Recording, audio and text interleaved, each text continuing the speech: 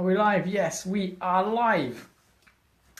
Hello, fantastic, funky, marvellous Facebook land, and later on YouTube. Let's not forget YouTube as well. What a wonderful place that is.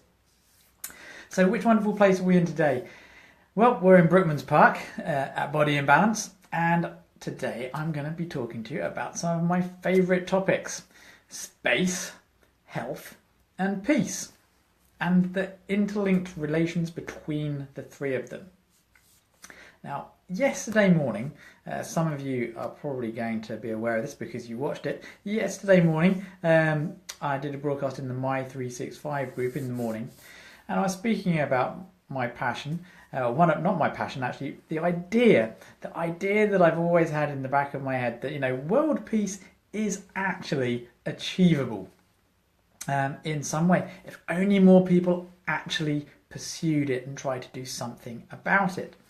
And for about 6 months, I've been thinking about how do I actually start bringing this more into what I'm doing, because it's something we all need to start really thinking about.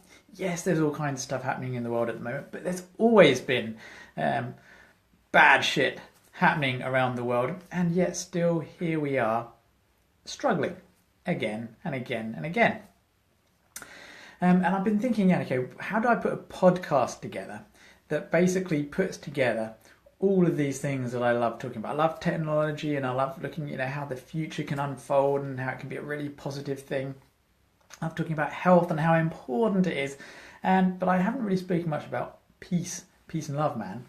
I've been thinking about how to bring it all together, and I feel very strongly about the fact that if you look after yourself, just like the Chinese proverb that I keep on talking about, how you look after yourself, then you can look after the people around you, and that brings peace and harmony in the home, and then your neighbourhood, and then peace and harmony in the nation and the planet and the world.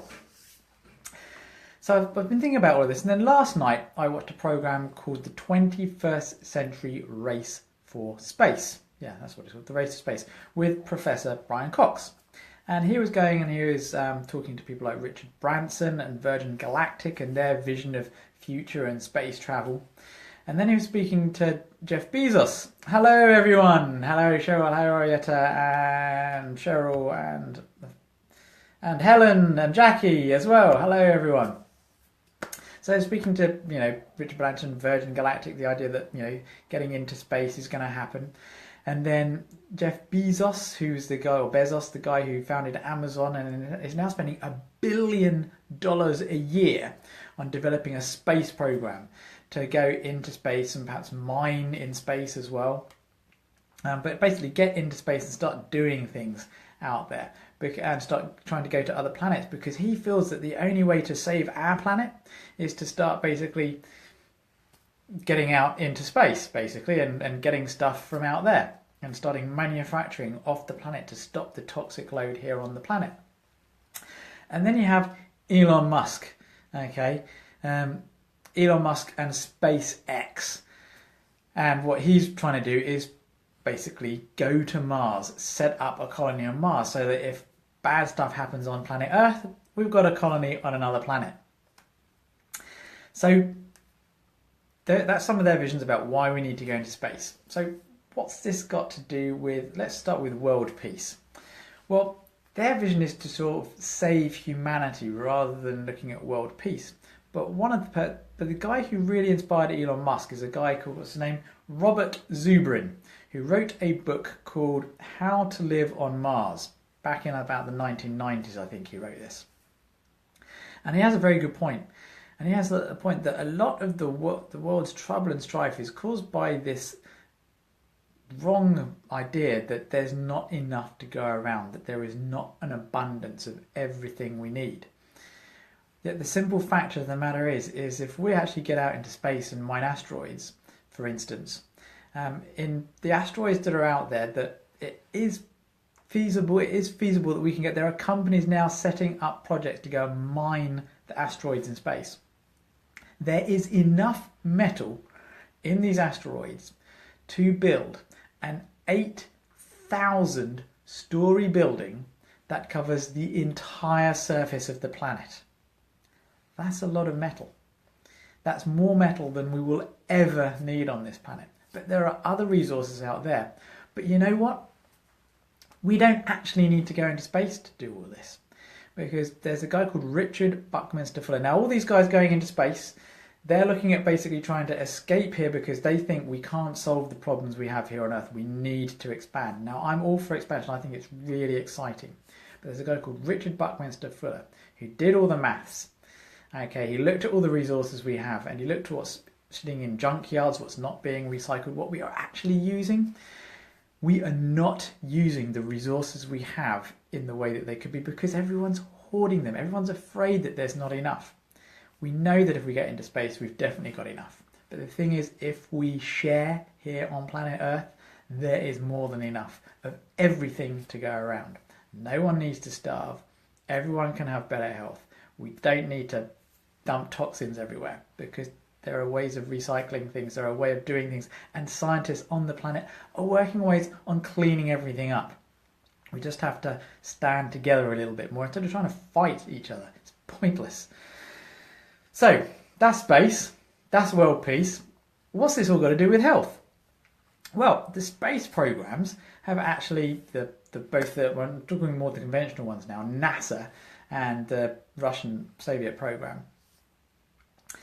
And they've come up with a couple of things. I mean, the Soviet program came up with a device called a scanner to help keep their astronauts healthier in space, which is a biofeedback device that talks through the nervous system and then back into the device and then back into the nervous system to help improve and control the health of the person through the nervous system, which is, of course, one of the things that chiropractors are very keen on, is improving health through looking after the nervous system. So in Russia, the scanner device is used by a lot of medical doctors. They really, really want to, they don't rely on drugs as much as the Western doctor does. What's happened with NASA? A few things have come out of NASA. First of all, they found out that a lot of astronauts who had back pain before they went into space, when they came back down, didn't, because their spine decompressed,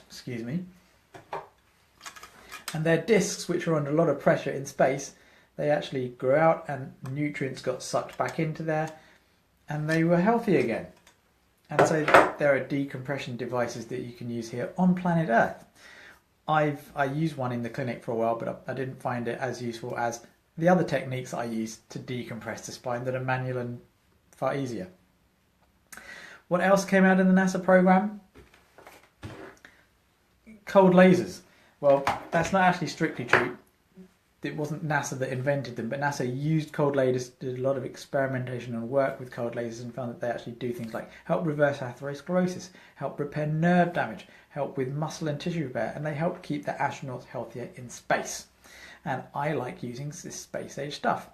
And another thing is something called spinal electromyography, which is something that it's like an ECG of your heart, but it's for your back muscles instead. So basically I put these on people's necks and backs. It tells me the electrical output of the muscles, goes into the computer, comes up with a graph, and it tells me where the muscles are misfiring or not working properly. So the space programs have actually led to more health stuff being implemented on the Earth, and there's probably loads of biomedical things that they've discovered as well, but that's not my interest. So that's it, folks. Space, health and peace. If you think Space, Health and Peace is a good title, it's something that I should continue doing, then please let me know in the comments. PM me, just share this video if you think Space, Health and Peace is a good idea for the future of humanity, or humanity as well. Okay, be well and live long and prosper, people.